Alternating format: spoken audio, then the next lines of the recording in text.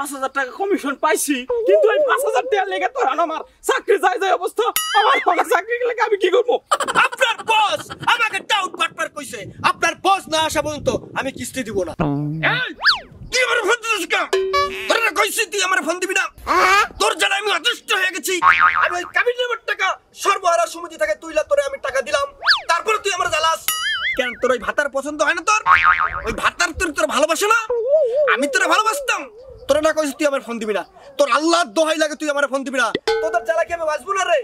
তুই phone Das, কিস্তিওয়ালা phone দেয়, ওদিকে নানান জনে নানান কথা কয়, এ তোর বউ চলে গেছে, হ্যান গেছে, তেন গেছে। আমি কি করব? আমি কি সুইসাইড করব? ওই কিস্তিওয়ালা আমার জ্বালায়। আমার ভিতরে কি হচ্ছে আমি জানি তো। এতদিন বলছি আমি বিয়ে করব না, আজকে বলতেছি তোকে তুই শুনে রাখ, তোর চেয়ে সুন্দরী রূপসী বধূ আমি বিয়ে করে আনবো। আমি আর তোর যন্ত্রণা সহ্য করতে পারতেছি না। প্লিজ তোকে লাস্ট বারের মতো রিকোয়েস্ট করতেছি, আমাকে আর ফোন দিস না। আরে আমি ওরে তো খুঁজতেছি, বাড়ি জ্বালান দিয়ে খুঁজতেছি, কিন্তু কোনো জায়গায় তো পাইতেছি না।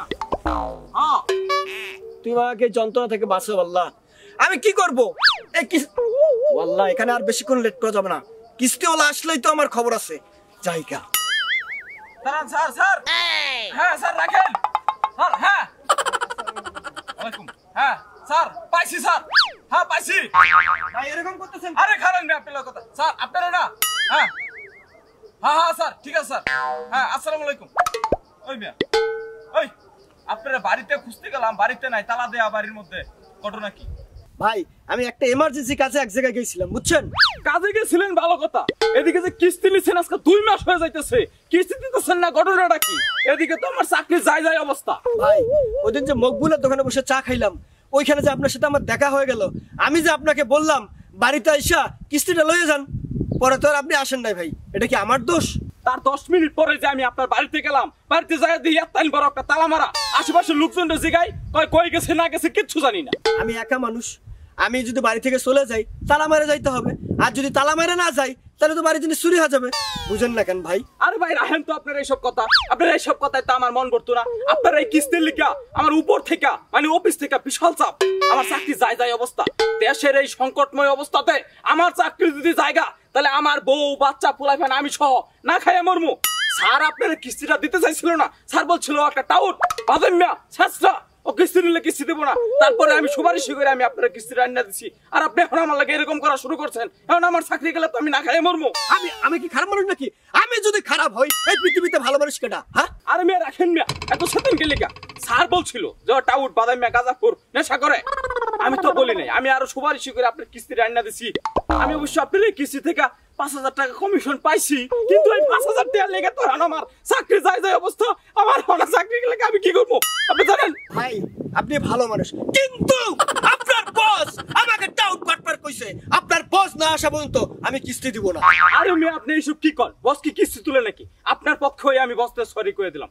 ও সরি, বসের পক্ষ হয়ে আমি আপনার কাছে সরি করে দিলাম। ভাই কিস্তিটা দেন। ওই মিয়া আপনি কিস্তি তুলে করছেন কি? টাকা করছেন কি? আপনি কইলেন কিস্তি তুললে আপনি অটো গাড়ি কিনবেন। অটো গাড়ি মোটো গাড়ি তো আমি কিছু দেখি না। আপনি কিস্তি টাকা তুললে কি গাঁজা খাইছেন না? আপনি কি বলেন? আমি গাঁজা খাই? মিয়া আমি একটা বিড়ি পর্যন্ত খাই না।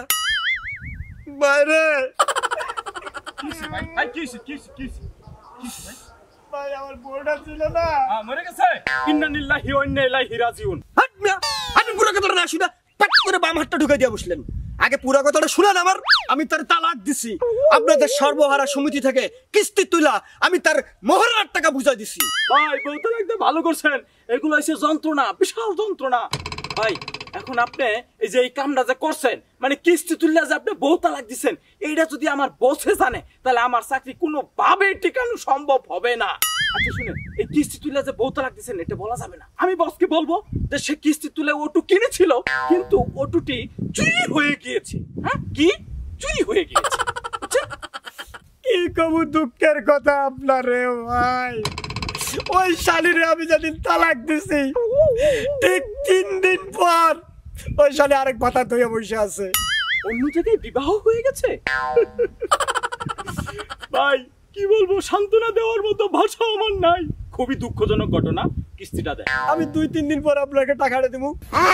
আর যদি টাকা দিতে না পারি, ওই বউ আমাকে এখনো ফোন দেয়, ওই বউয়ের সাথে আপনার একটা লাইন ঘাট করে দেবো। ধরুন এইসব কি উল্টাপাল্টা কথা কইতেছেন? আমার কি বউ আছে না বাড়ির মধ্যে? বউ আছে, বাচ্চা আছে, তারা পরিবার নিয়ে আমি সুখী শান্তিতে বসবাস করতেছি। পুরুষ মানুষ 1 2 3 4টা পর্যন্ত বিয়ে করতে পারে, আরে আমি তখন চিন্তা করতেছি আমি 10 থেকে 12টা করব। বুঝতে পারছেন না কেন? আর টেনশনের কোনো কারণ নাই। আরে ভাই সমস্যা আছে, সমস্যা আছে, বিশাল সমস্যা।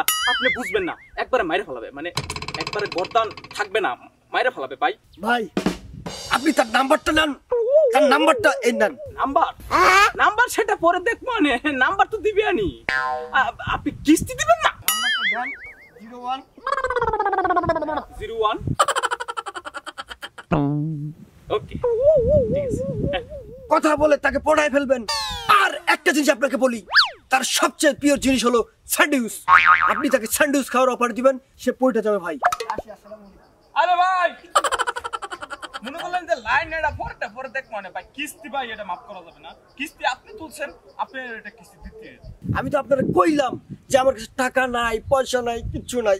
যে আমার একটা বউ ছিল, সে বউটাও চলে গেছে। আমি কি করবো ভাই? আমি বললাম তো আপনাকে আমি কিস্তিটা দিব।